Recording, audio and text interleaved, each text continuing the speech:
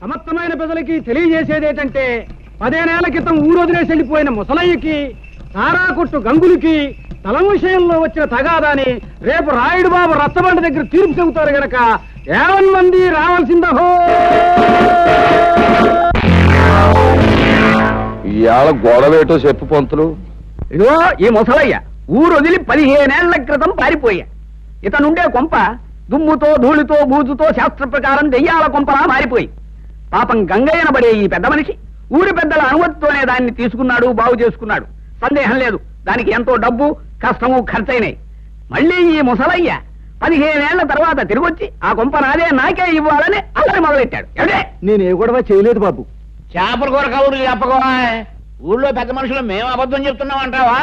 సందేహం ఏముంది? ఇందుకనే శిక్ష వేసేయచ్చు. నువ్వు మట్టగెరసలా ఊరికే గింజుకుపోకు. విషయమేంటో ఎన్నాయి. నువ్వేమంటావు ముసలయ్యా?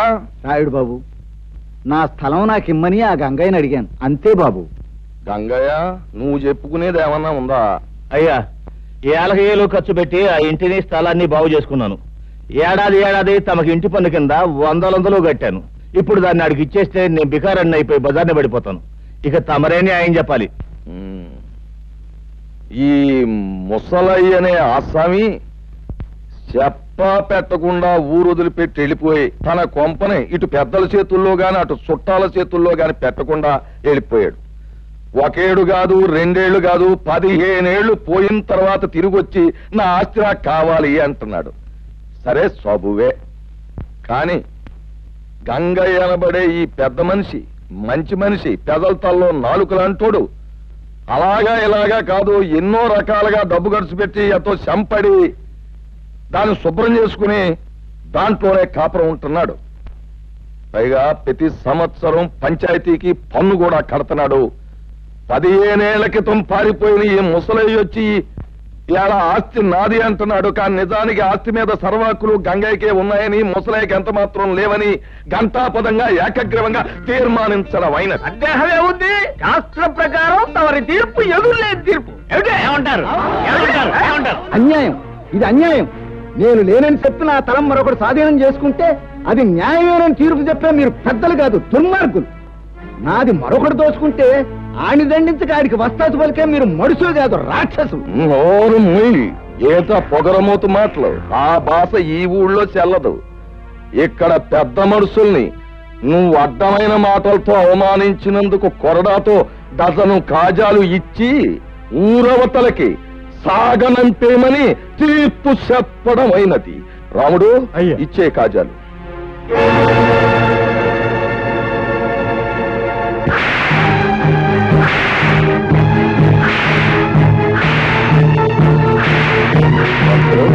సరిగా లెక్కెడతావా?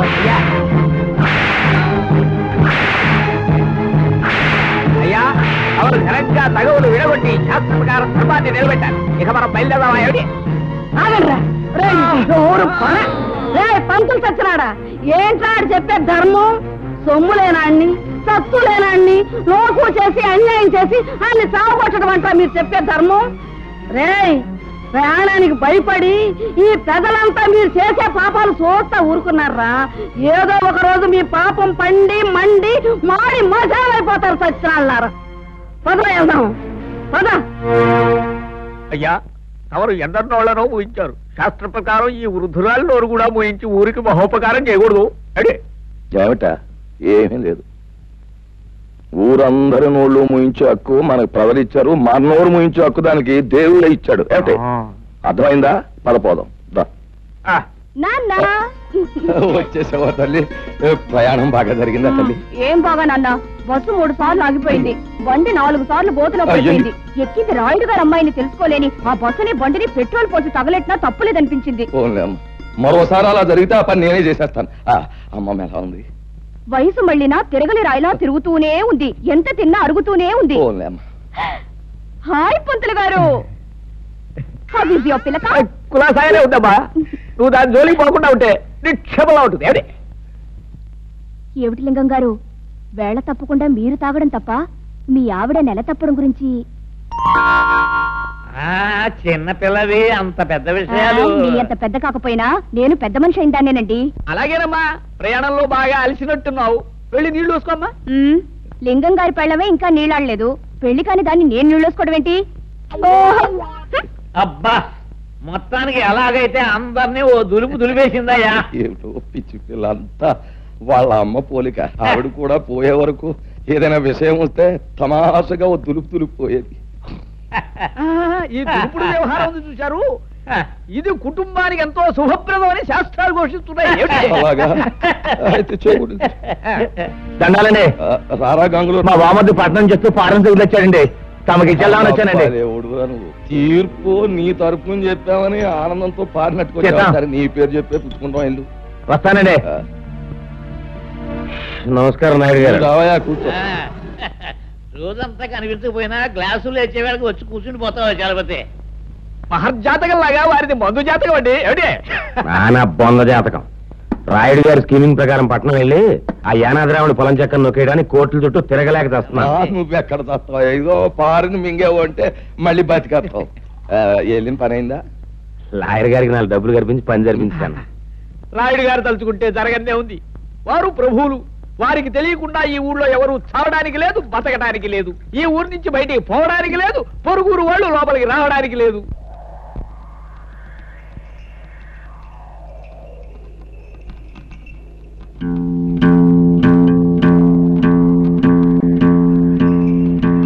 అరివో సాంబా. గురు, ఇప్పుడు మనం ఏం చేస్తున్నారా? ఈ ఆట కొట్టి చూపిస్తావు గురు. నువ్వు ఎప్పుడు కరెక్టే. తాజా వార్త, తాజా వార్త. రాయుడు గారి అనుమతి లేకుండా మన ఊరు పొలిమేరలు దాటి ఓ గూడు బండి మన ఊర్లోకి వచ్చేస్తుంది. అందులో ఉన్న ఆసామి ఎవడో గాని కాసేపట్లో ఇక్కడికి వచ్చేస్తాడు. తాజా వార్త, తాజా వార్త. గూడు బండైనా గూడ్సు బండైనా సరే మా నాన్న అనుమతి లేకుండా ఊళ్ళో రావడమా? సమ్మతించను. గురు, నువ్వు సమ్మతించినా సమ్మతించినా ముంగోళ్ళతో పుడుతూ వచ్చేస్తుంది బండి. పర్మిషన్ లేకుండా రావడమే కాకుండా పైగా మూగలు తప్పుడు ఒకటే. అదిగో సాంబా. గురు, ఇప్పుడు మనం చేస్తున్నారా? బండి రాపి శాంతి లేపి ఫటఫట్లాడించి మీ నాన్న పరువు నిలబెడతావు. కరెక్ట్.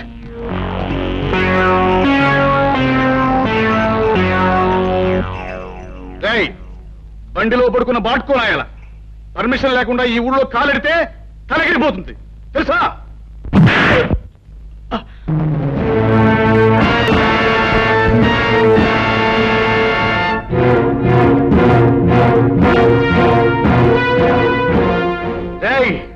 ఈ రాయుడు కొడుకునే తంతావురా?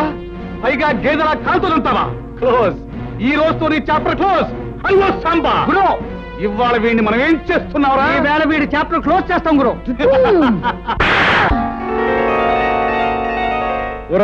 రాయుడు కొడక, ఈ ఊరే కాదు, ఈ దేశంలో ఏ ఊరు కూడా ఎవడబ్బ సొమ్ము కాదు. కనుక వచ్చేవారికి అనుమతులు పర్మిషన్లు అక్కర్లేదు. కానీ మా ఊరి పద్ధతి ఏ పద్ధతి అయినా ఈ వేళ నుంచి మారి తీరాలి. ఎందుకంటే మనం దిగాం కనుక. అరివో సాంబా. గురు, ఇప్పుడు మనం ఏం చేస్తాంరా? మా గిరిబాబును వదిలేస్తావు గురు. Not correct, not correct.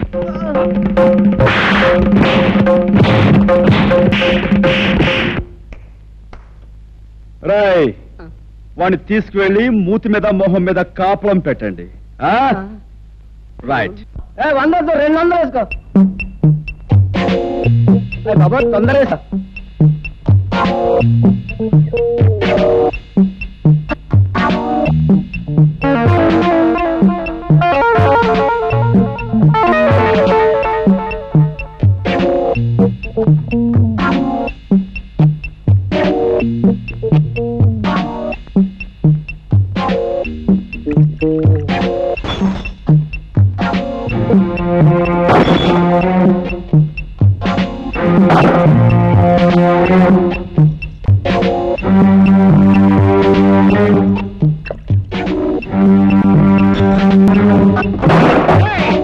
ఎవరా నువ్వు? నిన్ను చెడుగు చేస్తాను. ఈ స్థలం తాలూకా యజమాని అనుమతి లేకుండా నువ్వు ఇక్కడ సారా కొట్టు పెట్టినందుకు నిన్ను ఫుట్బాల్ ఆడించేస్తాను. ఏరా పరగడుపునే ఫుల్లుగా పుచ్చుకుని వచ్చావా? స్థలము యజమాని అంటున్నావు, ఇక్కడి నుంచి నోరు మూసుకుని వెళ్ళకపోతే అది అలా నోరు మూసుకో. చూడు, ఈ స్థలం నాది, ఈ ఇల్లు నాది కాదని ఎవరైనా అన్నాడే అనుకో, వాడి తలకాయ లేచిపోద్ది. నువ్వు నీ సామాన్తో అరగంటలో ఇక్కడి నుంచి ఖాళీ చెయ్యకపోతే నిలువున చీరేస్తాను. సంజయ్,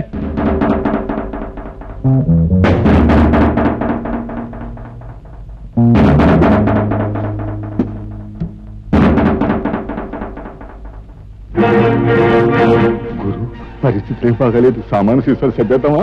రే తాడి చెట్టు నా కొడక, ఊరు పెరుగులేన ఎవడో కొట్టు ఖాళీ చేయమంటే చేస్తామంటారా? ఏంటి గురు, పళ్ళు రాయ కొట్టాను, టేబుల్ అన్ని ఎలిగి కొట్టాను. నోరు మీద లేకపోతే నీ పీకి నొక్కేస్తా. అరగంట పూర్తి ఆడు అదే చేస్తాడు. నోరు మీద గాడిద. రే భద్రన్న కొడక, అలా గట్టుకడా పక్కీరుగాడు వాడు మనుషులు ఉంటారు. వెనక దాన్ని పోయి తొందరగా తీసుకురా. ఇంకా మీకు 8 నిమిషాల టైం ఉంది. ఇదిగో నా దగ్గర 2 సిగరెట్లున్నాయి. ఒక్కొక్కటి కలుసుకోవడానికి 4 నిమిషాలు పడుతుంది. ఈ 2 సిగరెట్లు కలుసుకుని నేను గృహప్రవేశం చేస్తాను, గుర్తుంచుకో.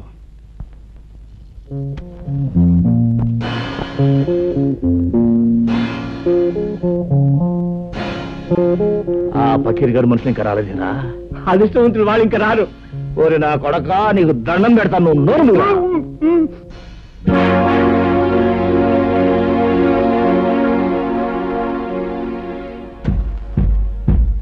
రాయ్ సారా కొట్టు, 2వ సిగరెట్ కూడా వెలిగిస్తున్నాను.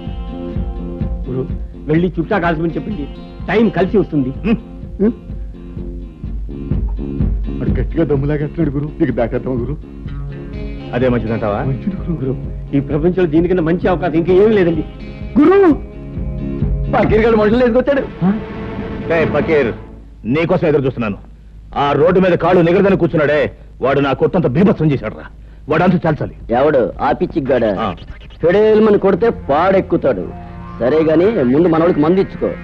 రాయ్ గంగులు, నువ్వు కౌరంపిన చిల్లర నా కొడుకులు వచ్చినట్టున్నారు. కావాలంటే ఆయుధాలు కూడా తెచ్చుకో. అమ్మ నా కొడక, పెద్ద రుస్తులా మాట్లాడుతున్నావే. నీ కథ ఏంటో ఫినిష్. వీడి సంగతి చూడండి రా.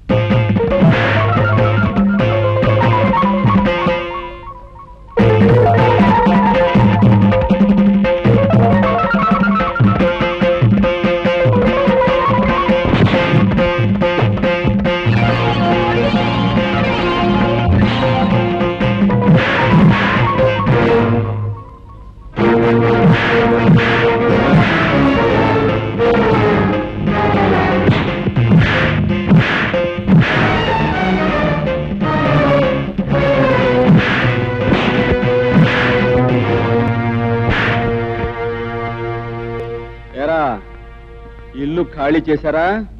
రేయ్, ఇంకా నేనున్నాను రా.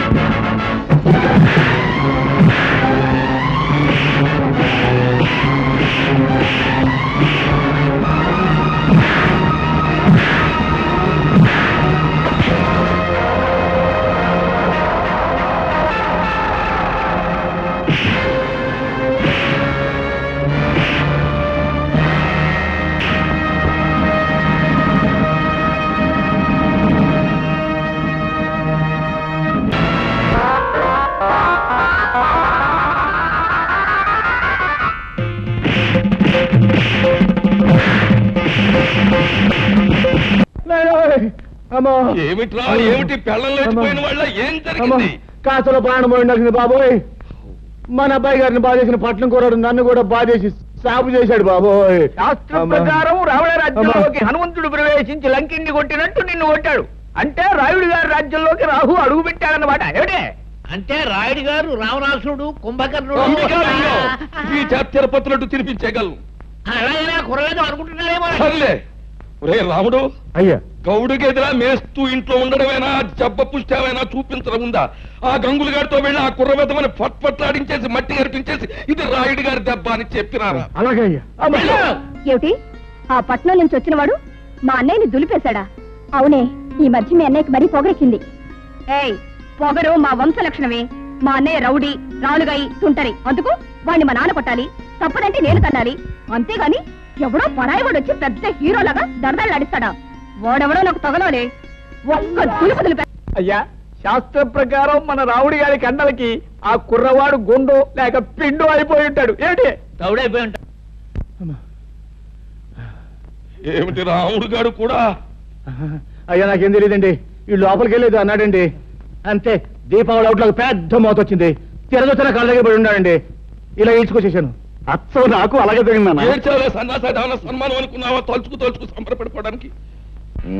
ఆంధ్రదేశంలో ఇన్ని పల్లెటూళ్ళు ఉండగా ఆ కుర్రాడు ఈ ఊరే ఎందుకు వచ్చినట్టు, ఆ ముసలయ్య గాడి ఇల్లే ఎందుకు కొన్నట్టు, అది ఆలోచించాలి.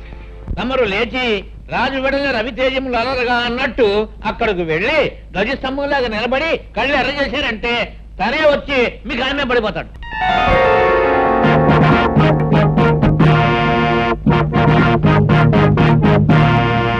చూడు బాబు, నా పేరు హరి.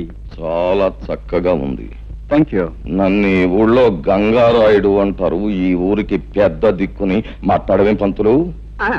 వీరి మాట వేదని చెప్పింది శాసనం. వీరు తలుచుకుంటే ఏమైనా చేయగలరు. ఏమిటి అయితే కాస్త తలుచుకుని ఇంట్లో సామాన్లు సర్ది పెట్టచ్చుగా. ఓహో, చాలా తెలుగుగా మాట్లాడుతున్నావే. రాష్ట్రం తాలూకు మ్యాప్ తీసుకుని అందులో ఒక పల్లెటూరిని ఎన్నుకొని అందులో ఒక ఇంటిని గుర్తు పెట్టుకుని ఆ ఇంటికి పచ్చ తోరణాలు కట్టినంత మాత్రాన ఆ ఇల్లు నీదైపోతా. అలా కాకపోవచ్చు, కానీ ఇంటి సొంతదారుడికి డబ్బిచ్చి కొనుక్కుంటే అది నాదే అవుతుంది కాదంటారా? ఆ సొంతదారుడు అయిన గంగులకు నువ్వు డబ్బెక్కడిచ్చావు? వాడిని తన్ని. నేను కొన్నది ఈ ఇంటి ఓనరు ముసలయ్య దగ్గర. నాదైన ఈ ఇంట్లో ఉన్న గంగుల్ని తనటం నా కర్తవ్యం. ముసలయ్య దగ్గర నువ్వు కొన్నావా? నమ్మకం లేకపోతే ఈ డాక్యుమెంట్స్ చూడండి. నేనే చదవాలా?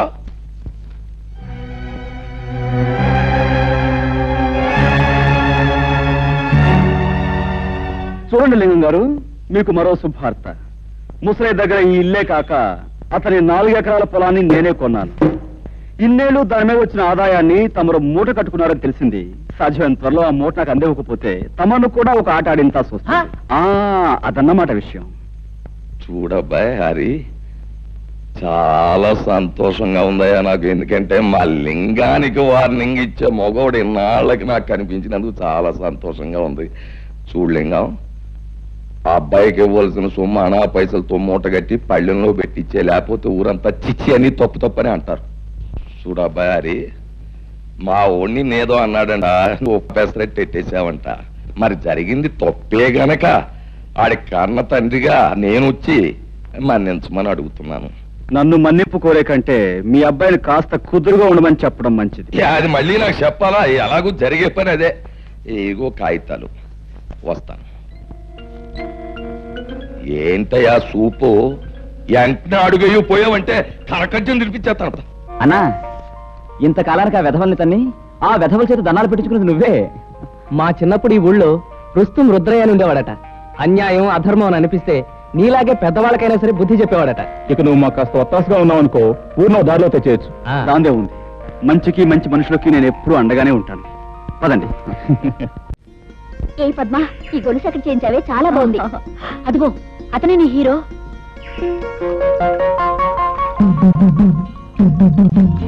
చేత కాదు, చూపులకు హీరోలాగే ఉన్నాడు కదే. ఆగండి, ఈ హీరో గారి జోరేమిటో తేల్చేస్తారు. ఏయ్, నిన్నే. నిన్నే ఏమిటి?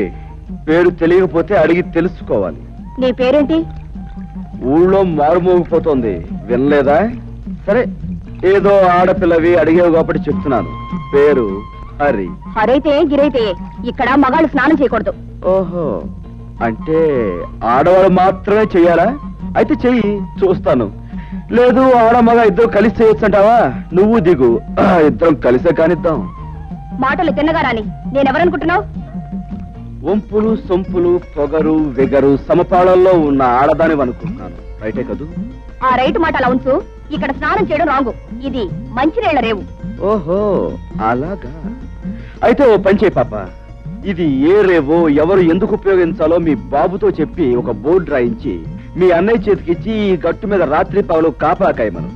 అతని కాలక్షేపంగానూ ఉంటుంది, ఈ ఊరు కొత్తగా వచ్చిన వాళ్ళకి ఉపయోగంగానూ ఉంటుంది. ఉంటాను. చూడు, ఆ బోర్డు మీద అక్షరాలు నీ మొహంలా అందంగా ఉండేలా రాయమను. వస్తాను, గజ్జల గుర్రం.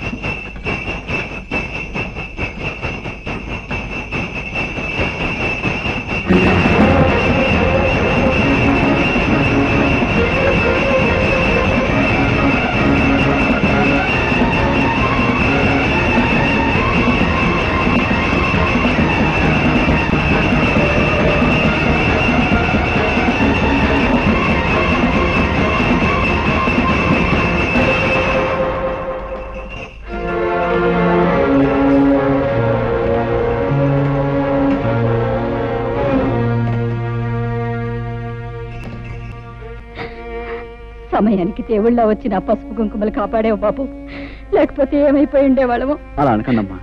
ఆ పరిస్థితిలో మనిషి అన్నవాడు ఎవడు చూసినా ఆ మాత్రం సహాయం చేస్తాడు. నీకు తెలియదు బాబు, ఈ ఊరు మమ్మల్ని వెలేసింది. మాకెవరు సహాయం చేసినా ఈ ఊరి పెద్దలు వాళ్ళ మీద కక్షి కడతారు. ఊరు నుంచి వెలేసేంత నేరం మీరేం చేశారు? మంచితనం రాజ్యం చేసే చోట చెడ్డతనం నేరం అనిపించుకుంటుంది. చెడ్డతనం రాజ్యం చేసే చోట మంచితనం నేరం అవుతుంది బాబు. నిజమే, మరీ మంచితనాన్ని ఈ లోకం భరించలేదమ్మా. అందుకే గాంధీని కాల్చేశారు, యేసుని సిలువ వేశారు, అలాగే మిమ్మల్ని వెలివేశారు. మనసు నొప్పించే మా గొడవ ఇప్పుడు ఎందుకులే బాబు. అన్నట్టు అడగటమే మర్చిపోయాను, నీ పేరేమిటి బాబు? హరి. నేను వస్తానమ్మా. ఒక్క క్షణం కూర్చో బాబు, ఇప్పుడే వస్తాను. అమ్మాయి, అమ్మాయి పార్వతే, పార్వతమ్మ తల్లి, నా అల్లుడికి ప్రాణం మీదకి వచ్చిందట్టుగా. ఎట్టున్నాయ్యా? ఇప్పుడు ఆయనకి బాగానే ఉందండి. నా బాబు, నా బాబే, నువ్వా నువ్వా నా అల్లుడిని కాపాడింది? నాయనా, ఆ 7 కొండల వాడు, ఆ అలివేల మంగమ్మ నిన్ను చల్లగా చూస్తారయ్యా. ఏమ కన్న బిడ్డవో, నువ్వు సమయానికి వచ్చి ఆదుకోకపోతే నా బిడ్డగతి ఏమైపోయేది? చిన్నాడువైనా నీకు చేతులు ఎత్తి దండం పెట్టాలయ్యా. అంత మాట అనుకో. నేను ఏ తల్లి కనబెట్టినైనా నీకు మాత్రం మనవన్నే అమ్మమ్మా. ఓరి నీ అమ్మ కడుపు చల్లగా ఎంత బాగా చెప్పారా? అమ్మా వచ్చావా? వచ్చానమ్మా. దేవుడు నిన్ను చల్లగా చూశాడు. తీసుకో బాబు. వద్దండి. తినవయ్యా. అమ్మా నేను వెళ్ళొస్తాను. అమ్మ కాసేపు కూర్చోవే. కాసేపు కూర్చోటమేంటే, ఇంటికాడ నీ కూతురు వాళ్ళ అయ్యి కట్టా ఉందని లబోది ఇవ్వని ఎడుతూ ఉంటది. ఇప్పుడు నేను వెళ్ళి ఆయన లక్షణంగా ఉన్నాడని చెప్తే అప్పుడు కథ కూడదండి. అదేంటమ్మా, అక్కడ బాధపడే కంటే ఒకసారి చూసేలచ్చుగా. అదంతా పెద్ద బాగోతుందిలే అయ్యా. ఎక్కడికే పెడుతున్నావు? అది కాదండి, మా నాన్నగారికి పెద్ద గండం తప్పిందట. ఒకసారి వెళ్ళి పరామర్శించడానికి ముసలు తెలియదు కదా, ఊరంతా కట్టుకుని వెళ్ళక్కర్లేదు, లోపలికి వెళ్ళి. ఎవరు వెళ్ళినా వెళ్ళకపోయినా కన్న కూతురిగా నేను నిన్ను కట్టుకున్నవాడిని. నీకు ఇప్పటికి 1,00,000 సార్లు చెప్పాను, నువ్వు నీ పుట్టింటికి వెడితే మళ్ళీ ఈ గడప దొక్కాల్సిన అవసరం ఉండదని. రాయుడు వెలేసిన వాళ్ళందరినీ నేను వెలేశాను. నీకు నీ వాడు కావాలో నేను కావాలో తేల్చుకో. బాబు, హరిబాబు, ఈ ఊరు మొత్తానికి నేనే ఏకైక సాకల్ని. రాయుడు గారి బట్టల కానించి పాలేరు రాముడు బట్టల దాకా నేనే ఉతుకుతా. మరి నీ బట్టలు కూడా వేసుకో. అక్కర్లేదు, నా బట్టలు నేనే ఉతుక్కోగలను. పోహారిని బాగా గంజెట్టి ఇస్త్రీ చేసిన పంటలలా ఉన్నావు. నువ్వు మనుషుల్నే కాక బట్టలు కూడా ఉతుకుతావా? శబాసాని కురాడు పో.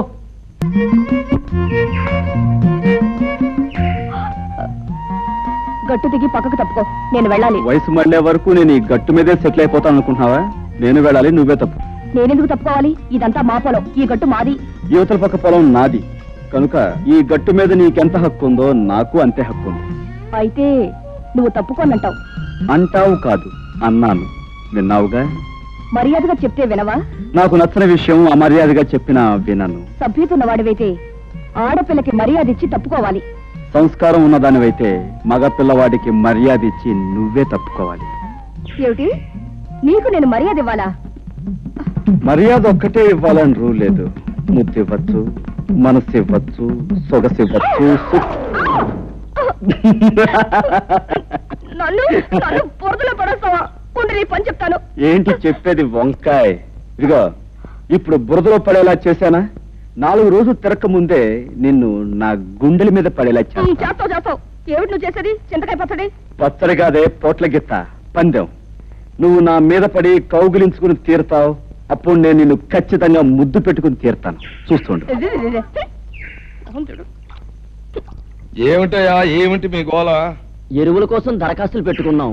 మరి నిన్న సాయంకాలం దిగిన ఎరువులు ఇవాళ ఉదయానికి అయిపోయంటే మేమేమైపోవాలి బాబు గారు? అవును బాబు గారు, చాలా అన్యాయం. అన్యాయం. ఎరువులన్నీ మేము ఏమన్నా పిండి వంట చేసుకుని తినేసేసామా? ముందు వచ్చేవాళ్ళకి ముందు ఇచ్చాం, తర్వాత కోట వచ్చినప్పుడే మీకు. శాస్త్ర ప్రకారం ఈ సంవత్సరం ప్రారంభకాలం నుంచి కుజుడు కుంటినరకే నడుస్తున్నాడు. మళ్ళీ కోట ఎప్పుడు వచ్చేది? కుజుడు బుధుల్లోకి వెళ్ళి. రేపటి ఇంగ్లీష్ పేపర్లో ఇవాళ తాజా వార్త. కుజుడు బుధుల్లోకి రాకుండానే అక్కడ గోడౌన్ తలుపులు తెరుచుకుంటున్నా.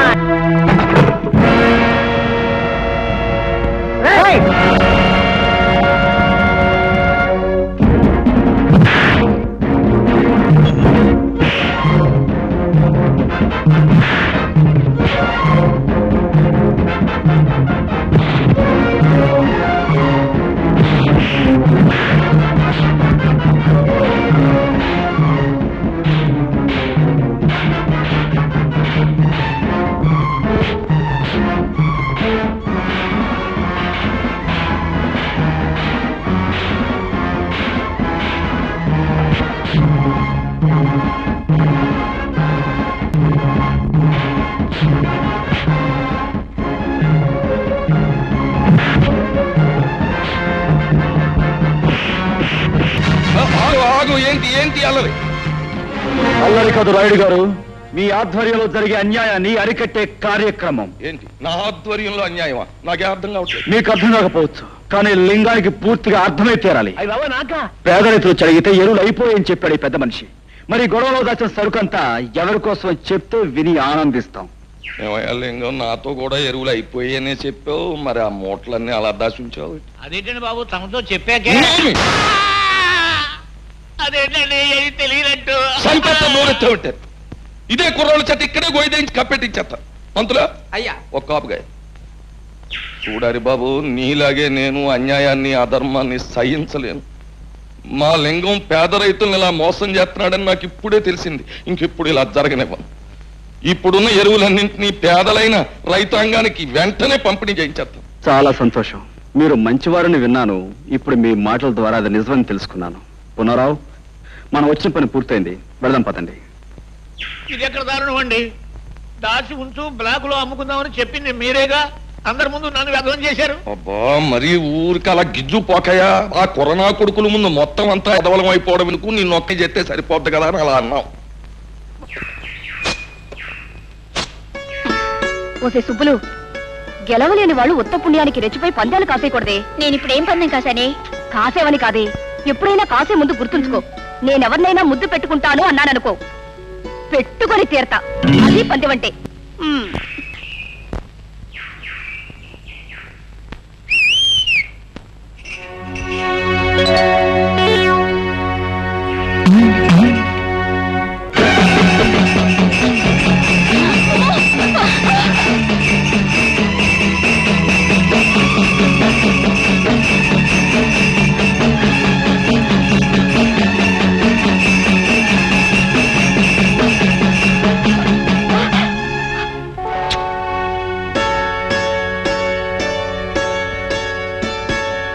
ఇప్పుడేమంటావు? చెప్పడమే కాదు, ఏదైనా సరే చేసి చూపించడం మనకు అలవాటు. అర్థమైందా? సరేలే, పెద్ద మొనగాడు బయలుదేరు.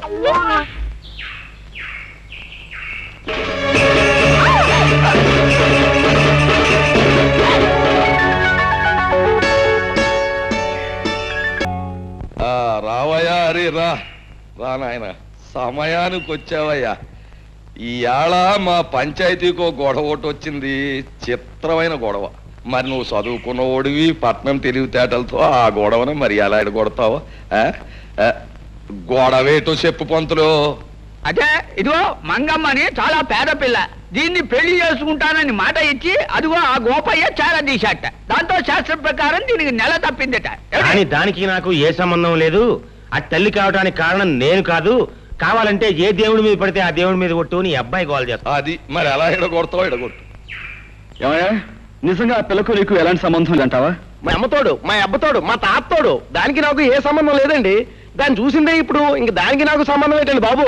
అబద్ధం బాబు, వాడు చెప్పేదంతా అబద్ధం. ఆ పోలేరమ్మ శేషిగా నన్ను పెళ్లి చేసుకుంటానన్నాడు బాబు. నోర్మై, అయితే పోలేరమ్మని సాక్షికానికి తీసురా. ఏమయ్యా రే, నువ్వేమంటావు? నా వల్ల కాదండి. ఈ అమ్మాయి చెప్పే మాటకు సాక్ష్యం లేనప్పుడు ఆ అమ్మాయి కడుపులో ఉన్న బిడ్డకు ఇతరే తండ్రిని ఖచ్చితంగా చెప్పలేం. కనుక దీనికి ఎలా తీర్పు చెప్పాలో నాకు అర్థం కావటం లేదు. రండి. కుర్రతనం, తన అనుభవం ఏం సరిపోద్ది ఇలాంటి గొడవలు ఎడగొట్టడానికి? బోలే పిల్ల చూడు, ఇప్పుడు ఆడి బాబు గురించి నీకు తెలుసునో లేదో, నిప్పు ఎప్పుడు కోసేసినా సరే ఆడ అబద్ధం ఆడ్డు. మరి అలాంటి కుటుంబంలో పుట్టాడాడు, ఆడ అబద్ధం ఆడతాడంటే నేను నమ్మను. మరి నీకంటావా? నీ చరిత్ర ఏటో నాకు తెలదు. కాకపోతే నీకు నేను చేసి ఉపకారం ఏంటంటే, కాస్తో కూస్తో ఉన్నాన్ని ఈ రకంగా అల్లరి పెట్టి ఏ ఎకరమో అరెకరమో సంపాదిద్దారనే యదవ ప్రయత్నం నువ్వు చేసినందుకు మాత్రం నీకు నేనేం జులమాన వేయడం లేదు. నీ కడుపులో బిడ్డకి తండ్రి ఎవడో ఊరు వదిలేసి దేశం మీద పడి ఎత్తుక్కో, వెళ్ళిపో.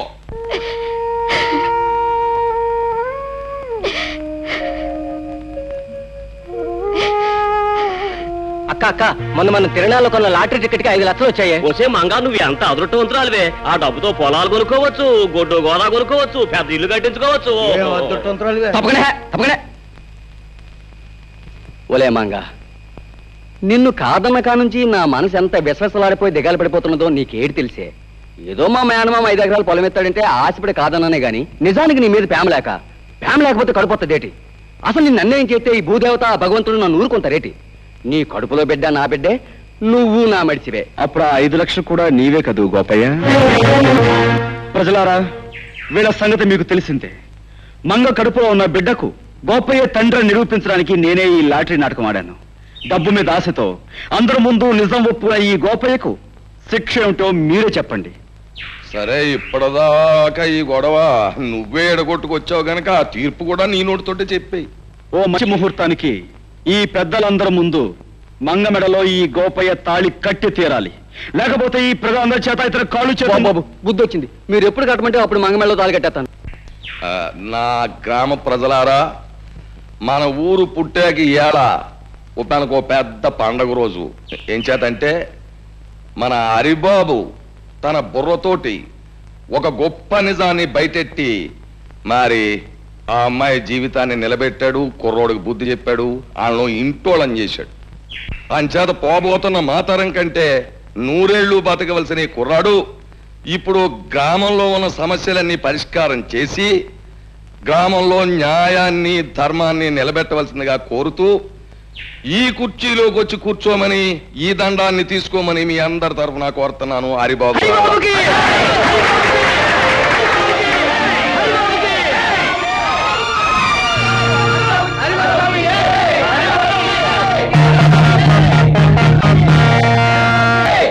బాబు హరి, 10 మంది కోసం పాటుపడే నిన్ను ఆ భగవంతుడు చల్లగా చూడాలి. హారతి తీసుకో. నాకు ఈ హారతి కంటే ముఖ్యంగా కావాల్సిన మీ ఆశీస్సులమ్మా. ఊరందరికీ ఉపకారం చేసి నా లక్ష్యం నెరవేర్చుకోవాలంటే ఆది దంపతులంటే మీ ఇద్దరి దీవెనలు నాకు కావాలి. లే బాబు.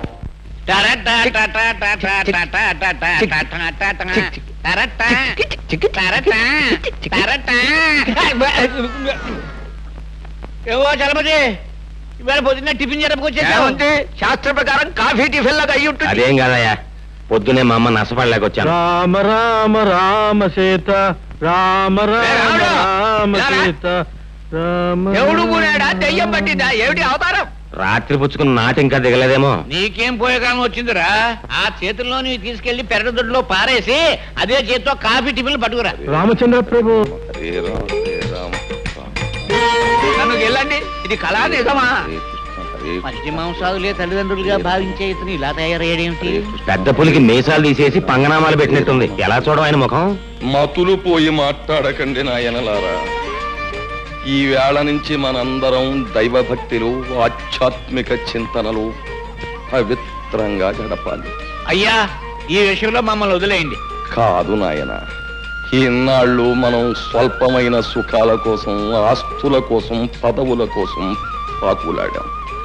ఊరు బాధ్యతనంతా యువకుడైన హరికి అప్పగించేశాక ఇక ఈ శేష జీవితాన్ని రామనామస్మరణలో గడపాలి అని నిర్ణయించుకున్నా.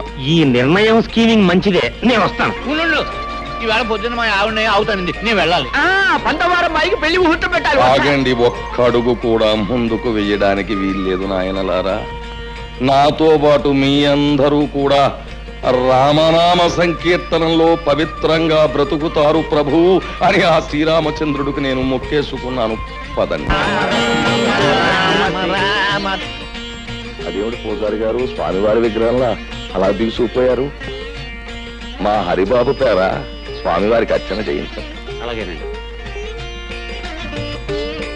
రామ, కోదండరామ, చీకట్లో బతుకుతున్న మాకు హరిబాబనే దీపాన్ని ప్రసాదించి వెలుతురునిచ్చావు. మాకు ఊరికి ఎంతో ఉపయోగపడుతున్న ఆ చిరంజీవిని 10 కాలాల పాటు చల్లగా ఉండేలా ఆశీర్వదించు స్వామి. అనందయ్య, రామా. నన్నొక్కడే కాదండి, ఊరందరినీ కూడా చల్లగా చూడమని ఆ భగవంతుని కోర. అదేంటి హరిబాబు, స్వామి నిన్ను చల్లగా చూస్తే ఊరు నువ్వు చల్లగా చూస్తావనే నమ్మకం మాకుంది.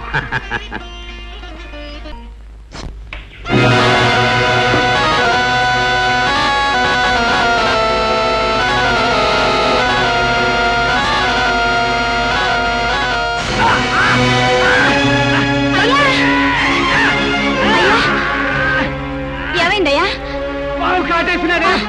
అయ్యో, మా ఆయన పాము కట్టేసింది. రక్షించండి బాబు, రక్షించండి బాబు. ఏంటమ్మా, ఏం జరిగింది? మా ఆయన పాము కట్టేసింది.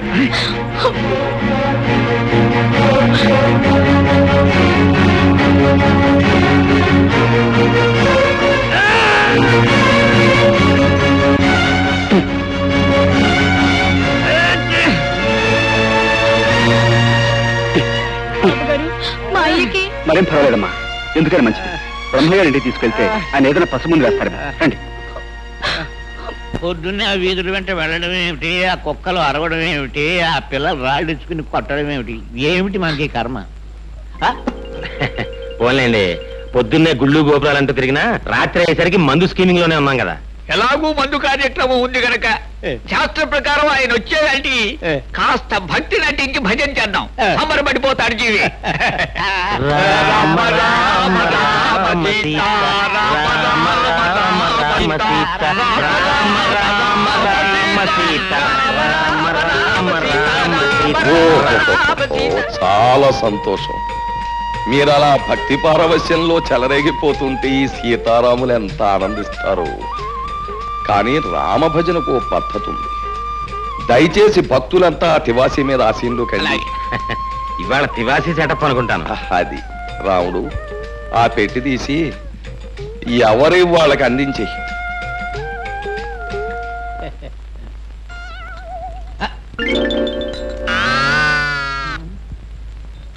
రామచంద్ర ప్రభు, ఏమిటండి బాబు ఇవి? చిడతలు తాళాలును. ఎందుకండి? పసందుగా భజన సాగించడానికి అవసరమైన సంగీత సామగ్రి. వీటితో మేమంతా భజన చేస్తాం. మరి మందు? ఛీ, రామభజన చేసే నోటితో మందు అని అడగడానికి సిగ్గులేదు నీకు?